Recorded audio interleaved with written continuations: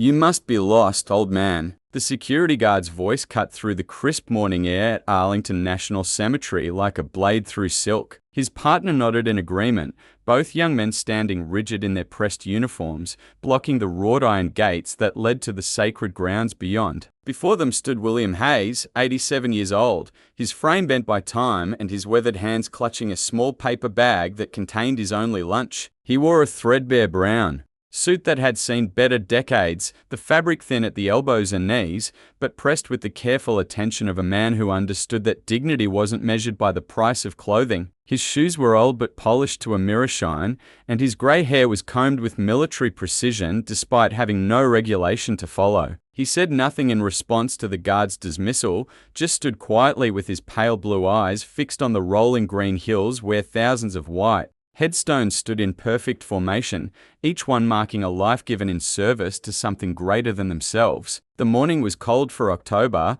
with a sharp wind that carried the scent of autumn leaves and distant rain. The cemetery grounds stretched endlessly in all directions, a city of the honored dead that had grown with each conflict, each sacrifice, each family's final goodbye to their hero. Flags flew at half-staff throughout the grounds, their fabrics snapping in the breeze like distant applause for the silent residents below. It was a Tuesday, which meant fewer visitors than the weekend brought, but still a steady stream of families, veterans, and tourists moved through the main entrance after showing proper identification and stating their purpose for visiting. William Hayes had no identification beyond an expired driver's license that bore little resemblance to the man he'd become over the past decade of illness and recovery. He had no written permission, no official documentation, and no one expecting his arrival. What he had was a promise made 53 years ago to a dying friend and the stubborn determination of a man who had never broken his word to another soldier, living or dead. The first security guard, whose name tag read Morrison,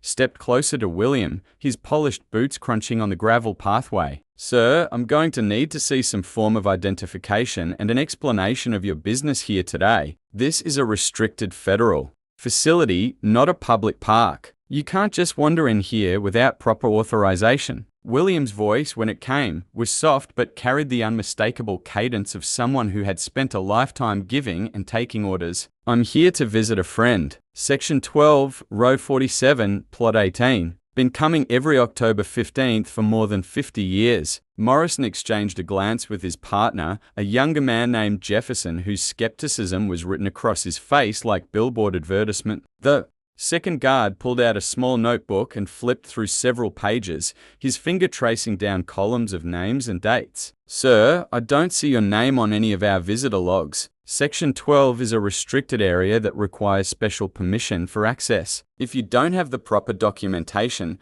I'm going to have to ask you to leave." What the two guards couldn't see, what no casual observer would notice, was the way William Hayes carried himself despite his age and apparent frailty. His posture, even bent with arthritis, maintained the unconscious discipline of someone who had learned to stand at attention before he'd learned to shave. His eyes, though clouded with cataracts, still moved with the systematic awareness of a man trained to assess threats and identify escape routes. His hands, gnarled with age spots and trembling slightly from medication, bore scars that told stories no civilian doctor would recognize. William reached into his jacket pocket and pulled out a small, worn photograph, its edges soft from decades of handling. The image showed two young men in military fatigues, their arms around each other's shoulders, grinning at the camera with the invincible confidence of youth. One was clearly William, though 60 years younger and 40 pounds heavier, his face unlined and his hair dark brown instead of grey. The other was a tall, lean soldier with kind eyes and a crooked smile,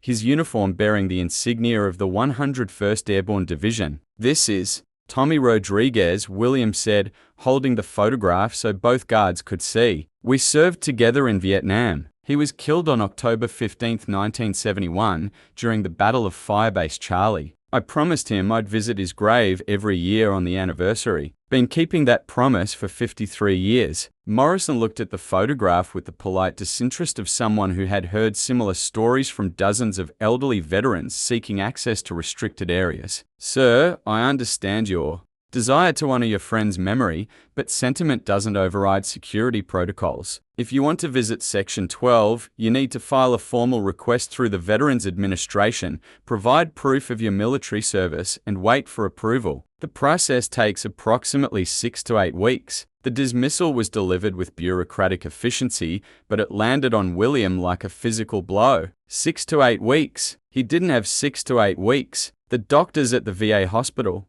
had been clear about his prognosis, though they'd used gentle euphemisms that couldn't quite hide the reality. The cancer that had been dormant for the past 5 years was back, spreading through his bones like fire through dry timber. This October 15th might be his last chance to keep his promise to Tommy Rodriguez. "I don't have 6 to 8 weeks, William said simply. The words carried a weight that made both guards pause, though they couldn't quite identify what they'd heard in his voice. "I need to see him today." Jefferson, the younger guard, stepped forward with the enthusiasm of someone eager to demonstrate his authority. "Sir, that's not how this works. Rules are rules, regardless of personal circumstances. If you continue to refuse to leave, we'll have to call the military police and have you removed from federal property." What neither guard understood was that William Hayes had been removed from places before, usually under circumstances that involved significantly more danger than a couple of security guards with radios and clipboards. He'd been extracted from jungle clearings under enemy fire,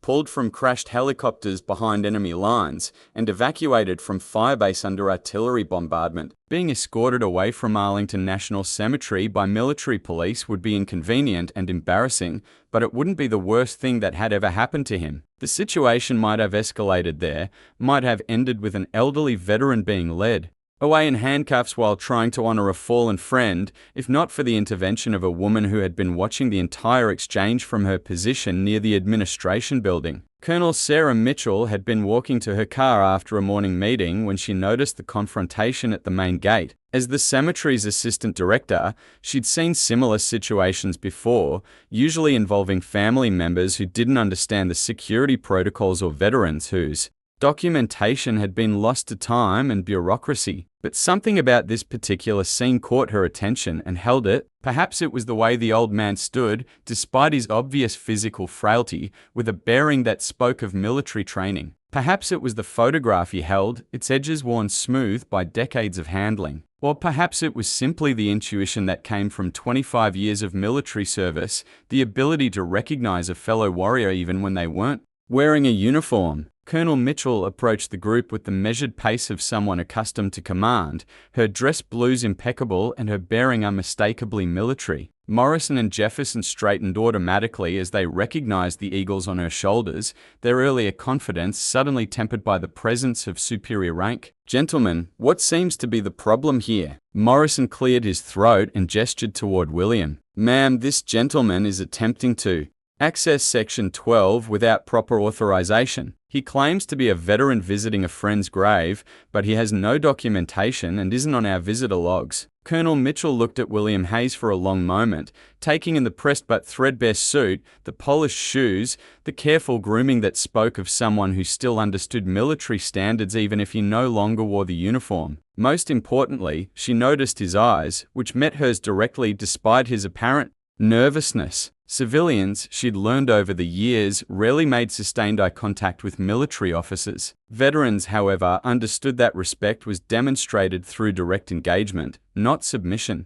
"What's your name, sir?" "William Hayes, ma'am. Staff Sergeant, United States Army, 101st Airborne Division. Served from 1969 to 1973, including 2 tours in Vietnam." "What unit were you with, Sergeant Hayes?" "Bravo Company, 3rd Battalion, 506th Parachute Infantry Regiment. We were based out of Firebase Charlie during my second tour." Colonel Mitchell felt something cold settle in her stomach. Firebase Charlie wasn't a name that appeared in many official histories, but it was well known among military professionals who specialized in Vietnam-era operations. The battle that had taken place there in October 1971 had been one of the war's bloodiest but least publicized engagements, a desperate defense against overwhelming odds that had held just long enough for reinforcements to arrive. "Tell me about your friend, Sergeant." William's voice grew softer, but no less steady. "PFC Thomas Rodriguez. Tommy. He was 19 years old from San Antonio, Texas. Joined the Army right out of high school because he wanted to serve his country and earn money for college. He was going to be a teacher when he got home. Elementary school because he said kids needed someone who understood what it meant to fight for something important. The photograph trembled slightly in Williams' weathered hands as he continued. We were pinned down for 3 days at Firebase Charlie. The NVA had us outnumbered 10-1 and our supply lines were cut. No food, no water, no medical supplies, and ammunition running low. Tommy took shrapnel from a mortar round on the second day, but he wouldn't let the medics waste supplies on him when there were others hurt worse. Colonel Mitchell had studied the Firebase Charlie engagement during her advanced military history courses at the War College. She knew the statistics, the tactical analysis, the strategic implications. What she didn't know were the personal stories, the individual acts of heroism and sacrifice that had occurred during those 72 hours of hell. On the morning of October 15th, William continued, the NVA launched their final assault. They were coming over the wire, and we were down to our last clips of ammunition. Tommy and I were in the same foxhole, covering the eastern approach. He was hurt bad, could barely hold his rifle, but he kept firing until his weapon jammed. William paused, his eyes distant with memory. That's when they called for volunteers for a suicide mission. Someone had to get to the radio tower and call in our coordinates for artillery support. It was 100 yards of open ground under heavy fire. Whoever went wouldn't be coming back. The cemetery grounds around them seemed to grow quieter, as if the thousands of dead were listening to one more story of sacrifice and brotherhood. Even Morrison and Jefferson had stopped their restless fidgeting, caught up despite themselves in the old man's narrative. Tommy volunteered immediately, didn't hesitate, didn't think about it, just grabbed what was left of his ammunition and started to climb out of the foxhole. I grabbed his arm and told him I'd go instead. I was in better shape, less wounded, had a better chance of making it to the radio. William's voice cracked slightly, the first sign of emotion he'd shown during the entire confrontation. Tommy looked at me with those big brown eyes of his and said, Bill, you got a wife and a baby girl waiting for you back home. I got nobody. This is my job. Before I could stop him, he was gone, running across that open ground like he was racing for a touchdown instead of running toward certain death. The silence stretched out long and heavy. Colonel Mitchell found herself holding her breath, waiting for the conclusion she already knew was coming. He made it to the radio tower. William said finally, called in the coordinates just as they overran his position. The artillery strike came down 3 minutes later and broke their assault. We held Firebase Charlie because Tommy Rodriguez died for it, because a 19-year-old kid from San Antonio decided that his brothers in arms were worth more than his own life. Colonel Mitchell looked at the 2 security guards, both of whom had gone pale during William's story. Morrison was staring at the photograph in the old man's hands as if he could see Tommy Rodriguez himself standing there in his faded fatigues and crooked smile. Sergeant Hayes, Colonel Mitchell said, her voice carrying the authority of command but tempered with genuine respect, you said you've been visiting PFC Rodriguez's grave every year for 53 years? Yes, ma'am. Every October 15th. Rain or shine, sick or well. I made him a promise, and I've kept it. What exactly did you promise him? William's eyes met hers again, steady and clear despite the moisture gathering in their corners. I promised him that if he didn't make it home, I'd make sure he wasn't forgotten. I'd visit his grave every year and tell him what was happening in the world, how his sacrifice mattered, how the guys from our unit were doing. I'd make sure someone remembered Thomas Rodriguez as more than just another name on a wall. Colonel Mitchell felt something tighten in her chest. She'd spent her career studying military history, analyzing battles and strategies and logistics, but she'd never encountered something like this. Here was living history standing before her, a connection to one of the war's most significant engagements, maintained not through official documentation but through personal loyalty and love. She turned to Morrison and Jefferson, both of whom were standing at a more respectful attention than they'd managed when she first arrived. Gentlemen, I'll be personally escorting Sergeant Hayes to Section 12. Please make a note in your logs that he has permanent authorization to visit Plot 18 on any date he chooses without advance notice or additional documentation. But Ma'am, Morrison started, then caught the look in her eyes and thought better of whatever he'd been about to say. Yes, ma'am. I'll update our records immediately. Colonel Mitchell offered William her arm, which he accepted with a grateful nod. As they walked through the gates and onto the sacred ground beyond, she found herself thinking about the thousands of visitors who came to Arlington every year. Most were family members mourning recent losses, tourists paying respectful tribute to unknown heroes, or official delegations conducting ceremonial duties. But here was something different, something rarer and more precious. Here was a man who had turned grief into purpose, who had transformed the loss of a friend into a lifelong mission of remembrance. For 53 years, through marriage and divorce, children and grandchildren, career changes and health challenges, economic booms and recessions, wars and peace, William Hayes had never missed an October 15th at Thomas Rodriguez's grave. The walk to Section 12 took 15 minutes across gently rolling hills dotted with oak trees whose leaves were just beginning to turn autumn colors. They passed thousands of headstones, each one representing a life cut short in service to something greater than individual desire. Some graves were decorated with fresh flowers, others with small American flags. Still others with personal mementos that spoke of ongoing love and loss. Row 47 was near the top of a small hill that overlooked the Potomac River. The headstones here dated from the Vietnam era, simple white markers that bore names, ranks, dates of birth and death, and occasionally religious symbols or brief inscriptions chosen by grieving families. Plot 18 was no different from its neighbors except for the small figure kneeling beside it. PFC Thomas Rodriguez had been dead for 53 years, but his grave showed signs of regular maintenance. The grass around his headstone was neatly trimmed, free of weeds or debris. Someone had placed a small bouquet of wildflowers at the base of the marker, the stems still fresh with morning dew. A tiny American flag had been planted in the earth beside the stone, its fabric crisp and clean. William Hayes lowered himself carefully to his knees beside the grave, his arthritis protesting the movement but his determination overriding physical discomfort. He reached into his paper bag and pulled out a thermos of coffee, still steaming from the VA hospital cafeteria where he'd filled it 3 hours earlier. "Morning, Tommy," William said, his voice conversational as if he were greeting a living friend. "Sorry, I'm a little late this year. Had some trouble at the gate, but Colonel Mitchell here helped sort things out." Colonel Mitchell stood respectfully to one side, far enough away to give William privacy but close enough to hear his words. What she witnessed over the next 30 minutes was something she would remember for the rest of her life. William Hayes talked to his dead friend as if Tommy Rodriguez was sitting right there beside him, sharing the coffee and catching up on a year's worth of news. He talked about his grandchildren, about changes in their old neighborhood, about other members of their unit who had passed away over the decades. He shared his concerns about his health, his regrets about opportunities missed, his pride in the America that Tommy had died defending. Most importantly, he talked about memory and meaning, about the responsibility of the living to honor the dead not just with monuments and ceremonies, but with the daily choice to remember that freedom always comes at a cost. "You'd be proud of the country today," Tommy Williams said, pouring coffee onto the ground beside the headstone in a ritual he'd performed 53 times. "Still got problems, still got work to do, but we're still fighting the good fight. Still got young people willing to serve, willing to put something bigger than themselves first." He reached into his jacket pocket and pulled out a folded piece of paper, its edges worn from handling. This was a letter, William explained, to Tommy's grave, written in his careful handwriting on VA hospital stationery. It was his annual report, a detailed account of the previous year's events, both personal and national,